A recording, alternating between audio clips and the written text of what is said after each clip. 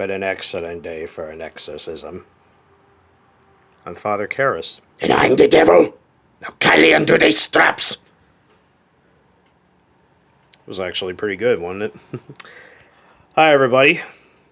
I'm going to do another review here, and this time I'm going to talk about what is often considered by many, and even says there on the front of it, which is often considered by many as the absolute scariest film of all time, and I'm here to talk about The Exorcist. The Exorcist was a horror drama that was released back in 1973, based on the book of the novel of the same name by William Peter Blatty. Basically, you know what? I really shouldn't have to describe this movie too much because this film is essentially world renowned. But for those that are unassociated with this film or have no knowledge of the film yet, I might as well say the film is basically about a young girl named Reagan, played in the film by actress Linda Blair, who ultimately becomes the victim of a demonic possession. And of course, her mother, played by Ellen Burstyn, who is desperately trying to find ways to restore her daughter to normalcy. But unfortunately, every attempt ends in failure and ultimately resolves in a pair of priests ultimately performing an exorcism to get the demon out of her body. That's essentially the story in a nutshell, but there's obviously other things, like, you know, watching the girl literally go through all sorts of extremely painful procedures to obviously, you know, fix whatever's wrong with her body. Of course, also it culminates in probably one of the most difficult scenes to watch in the entire film is when they're performing a procedure on her where she ultimately ends up going into a CAT scan machine. And of course, back then, CAT scan machines well, obviously they're not like what they are today. They're obviously machines designed to, you know, look at your brain to see if there's anything wrong. And of course, CAT scans back in the day produced really loud sounds. So it's, oh man, that I couldn't imagine how painful that had to be for poor Linda.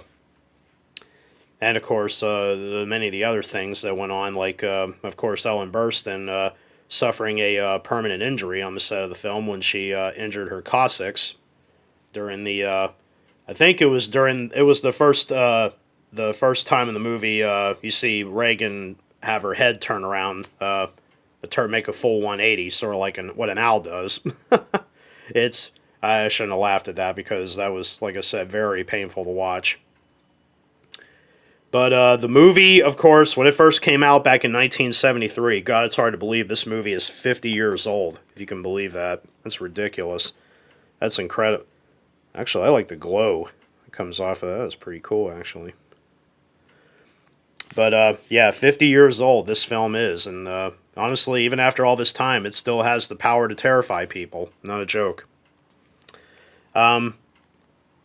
Yeah, but the crazy thing is, back in 1970, well, the funny thing is, this movie was actually released in December, I believe, of 1973, near the end of the year. And people actually waited during the extreme winter to actually go see this film.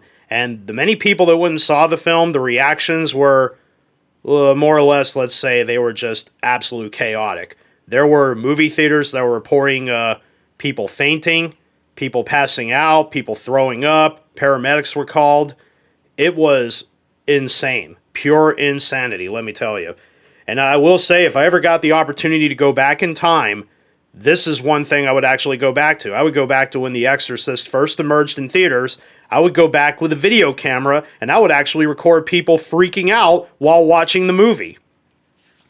I think I would. I think I would do exactly that. All right, I'm going to move here. There we go. Sorry, the light was really starting to bother me. But and of course, when the movie came out, it was an unexpected box office hit. I mean, it to this date remains one of the highest-grossing films to emerge from the 1970s, and it was also at the time the highest-grossing horror film ever made. And if you adjust the film for inflation, I think it would still be the highest grossing R-rated film of all time. I think it would be.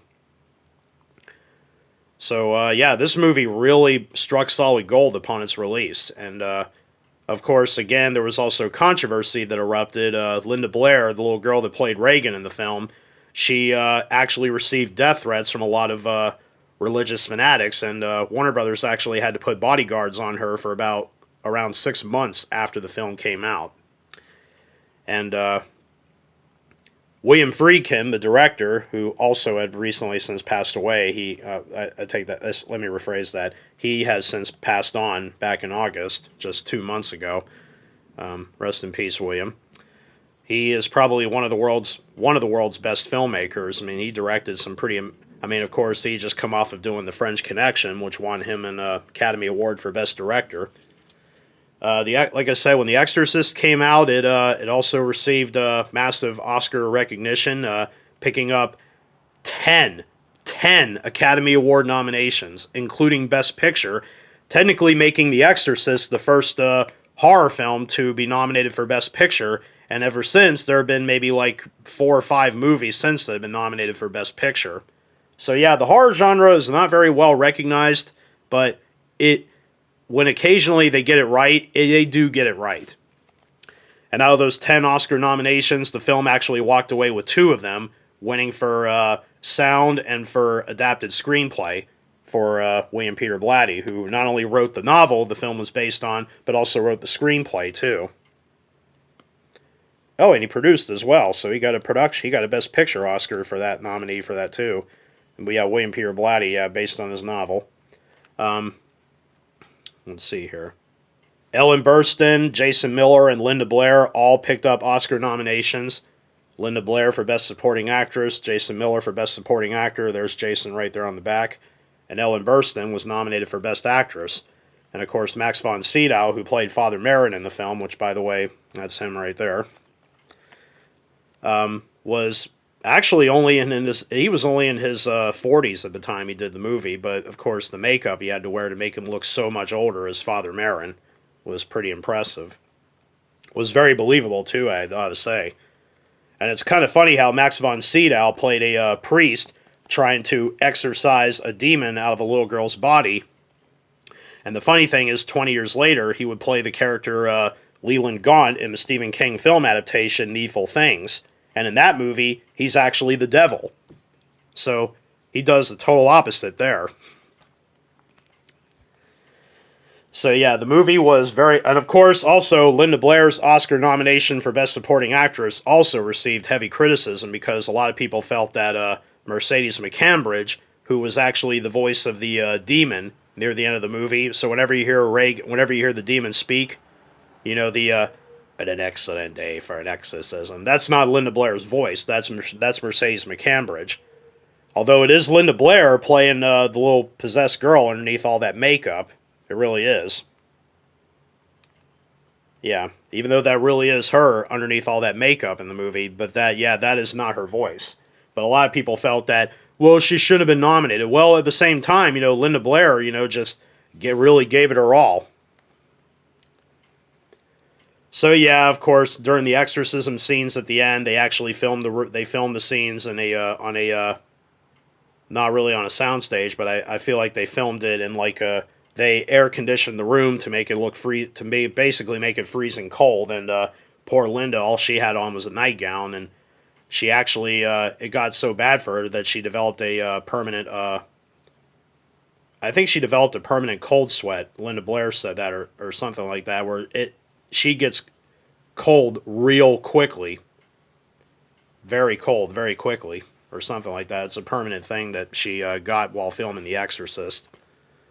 But over time, the movie has gradually turned into of course, it's not just a cult phenomenon, but it's like this movie is often looked at as one of the greatest horror films of all time. I mean, I don't tend to judge that. I mean, given that this movie didn't terrify me as much as... Yeah, I'm probably going to have to go out on a limb. Did this movie terrify me as much? Yeah, not as much as, say, like The Shining or The Changeling. Those 2 films I find far more terrifying than The Exorcist. I mean, recently, thanks to a scientific poll, they actually voted Sinister the most terrifying movie ever made. Now that I can understand, because Sinister was a pretty terrifying movie. But I would say The Exorcist, yeah, it is a horror film, but it's also more of a drama than anything else. I mean, it's definitely a drama. because much of the film focuses on, the drama surrounding the exorcism. Like, much of the scenes involve the mother, you know, basically dealing with the fact that her daughter is under the possession of a horrific monster. Oh, by the way, if anybody didn't know, Pazuzu is the name of the demon that possessed Reagan, and would essentially appear yet again in the future films. And I guess the other reason why I want to review The Exorcist is the upcoming Exorcist Believer, which will be debuting this coming weekend. Is actually not a remake, it's not a reboot, it's actually a sequel, believe it or not, because Ellen Burstyn does return to play her character in the new one. And I'm really hoping it's going to be interesting. I mean, even though David Gordon Green is directing it, and he just came off of doing the new Halloween trilogy, which, started out pretty strong, but it kind of went a little downhill with the two sequels. So hopefully this Exorcist trilogy will, hopefully it might do things right. I don't know. We'll see what happens. We'll see how well it does. I mean, it's being released in October this year, so it's a horror film. It's gonna do well, so we'll see how it does. So, like I said, I've talked about the movie enough. Like I said, there really isn't much to say about the film aside from the infamy that this film has. That it's often regarded by many as like the most terrifying film of all time. But honestly, though, yeah, it is kind of an exertion into, because it does take some time for the film's story to unfold, but it is quite an odyssey of a movie, like I said. Anyway, might as well talk about the Blu-ray here real fast. This Blu-ray I have here is the Digibook release. Came out back in 2013, according to this, 2010, actually. So I've had this one for a while. Inside here, it's basically a digibook. So inside here are two discs. This one... Oh yeah, the other thing I should mention is that, now that I mentioned the director's cut, back in 1999, they put The Exorcist back on the big screen, this time labeled as the version you've never seen. Now, what that means is it's basically an extended cut of the film with about the original theatrical release of the film, which is also in here. The original theatrical cut was 122 minutes. But the extended version, the director's cut version here, this is the version you've never seen. And it's 10 minutes longer at 132, and it's got a couple of, not only a few additional scenes, but also a couple of like brand new things thrown in throughout the movie. Like, for instance, like faces that pop up in the darkness. Of course, there's the infamous scene with Reagan going down the stairs backwards, doing the crab walk, the spider walk down the stairs, which was never in the theatrical version. In fact, it was actually filmed and was planned to be put into the theatrical cut, but the ratings boards, and not to mention the test screeners, they wanted it out because they felt it was far too much for audiences to handle back then. As of the audience back in '73 were even prepared for the stuff that this movie was about ready to throw at them. I don't think anybody was prepared for this movie when it came out. In fact, nobody was. No one was prepared for this movie when it got released. So anyway, when I watched the movie last night, and I had the choice of watching either the extended cut or the theatrical cut, and I chose to watch the extended version. The extended version, like I said, it's the same movie, just 10 minutes of extra footage. And honestly, how did the extended cut look on Blu-ray? Well, like I said, both cuts are almost virtually identical when it comes to the picture. They both look about the same. And honestly, this is one of the best presentations of The Exorcist I'm ever going to lay my hands on. Although recently it got put out on Blu-ray, it got put out in 4K recently. But honestly, though, I got a chance to look at that 4K case that it has, and it's atrocious. I mean, like, whatever happened to this? Why do you think I preferred this one? Because this was the original poster art, I think, that was used for the original release of the film. Not to mention it was on almost every cover, VHS, DVD. And even if you didn't buy the Digibook version, if you'd have just bought the standalone keep case Blu-ray, it has the same cut. It has the same exact cover. I don't know why Warner Brothers couldn't use this for the 4K version. That's rather disappointing. And also, for the 4K release, while it does contain both the original and extended cuts on the discs, The only extras they put on there were the commentaries. All the behind-the-scenes stuff was left off. That's one downside to 4K, is that they don't include all the extras from the. Sometimes they actually do. There's very few that actually are like that. But anyway, The Exorcist is presented in 178x1 widescreen anamorphic. All that statistics stuff won't be on the digibook case, but most of the time they actually come with like there's like a sleeve of paper that's sometimes like glued to the back of these digibooks that show all the statistics, like the video and audio and all that. I think when I bought it, I think I got it used. Yeah, I think I bought it used because there's some it's like some torn on the sides in here and all that. But yeah, it didn't come with that. So, but I'll tell you the statistics right now. Yeah, The Exorcist, like I said, is presented in 178x1 widescreen, and it absolutely looks incredible. I mean, for a film that's 50 years old, but then again, this Blu-ray came out in 2010, and honestly, it looks amazing. There's detail I've never noticed in the that I've never got a chance to watch in the VHS or the DVD versions. So it looks amazing.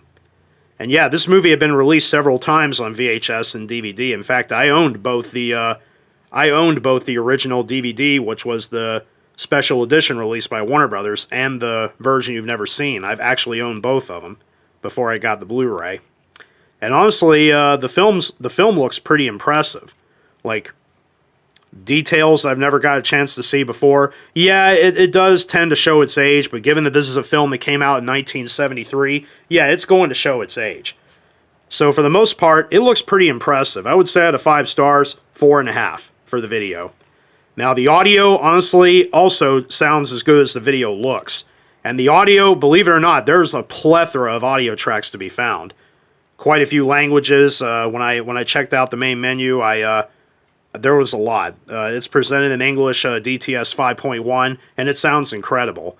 So not only is there a plethora of audio tracks, but there's also a plethora of subtitles to look at too.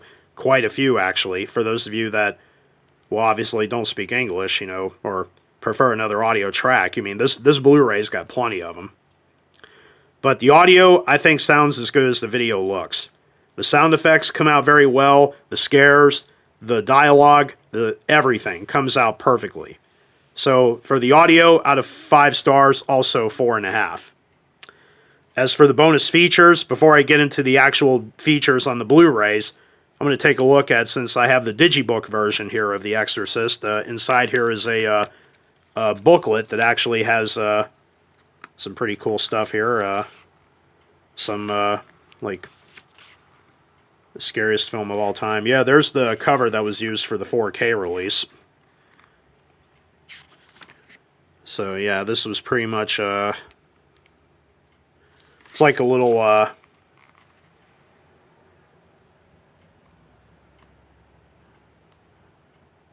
my phenomenon. I'm not Reagan, I'm the devil. So some still stuff that was taken during the production of the film. There's a little biography of Ellen Burstyn. Even though she didn't win for The Exorcist, the following year in '74, she did the film Alice Doesn't Live Here Anymore, for what she did win her Academy Award for. And of course, she would go on for, if anybody's seen Requiem for a Dream, she'd been nominated for that. And there's Linda Blair. Jason Miller, who played Father Damien Karras, who did receive an Academy Award nomination, and he would go on to appear in another film in the franchise, Exorcist 3, many years later. And of course, Max von Sydow, Father Merrin. And he appeared in tons of movies. William Peter Blatty, the author of The Exorcist, and also the writer, and also won the Academy Award for, and he would go on to direct Exorcist 3 for later in the later years. William Friedkin, the director.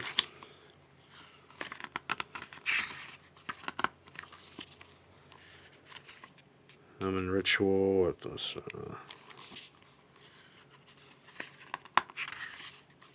it's basically like what you see in the movie, pretty much. So yeah, it's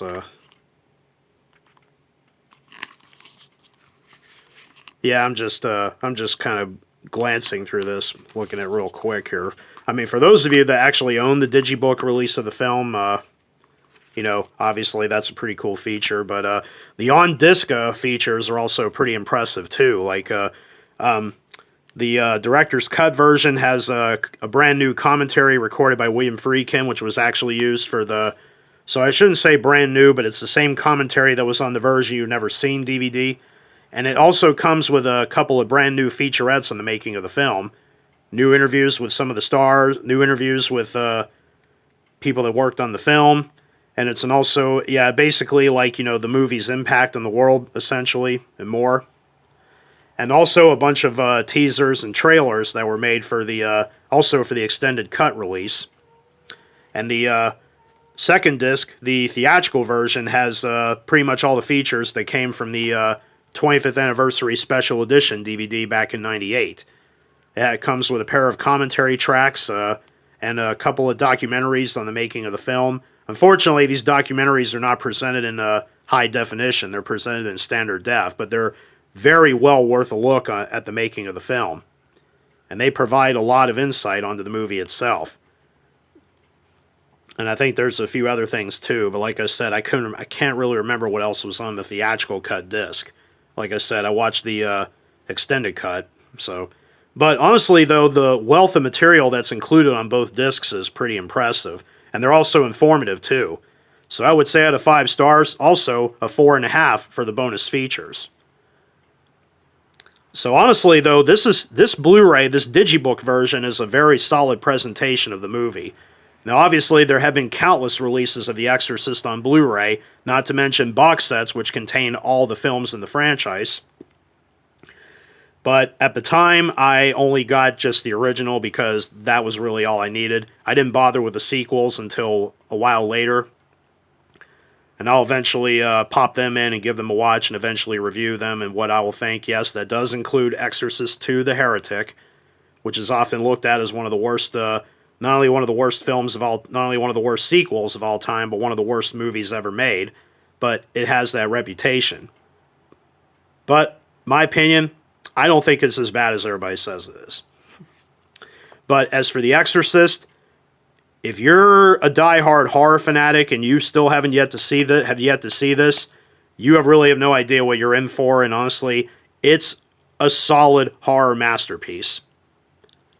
But for some people, they think it's criminally overrated. But then again, how else do you explain how well it did financially when it came out? This movie was a huge financial success.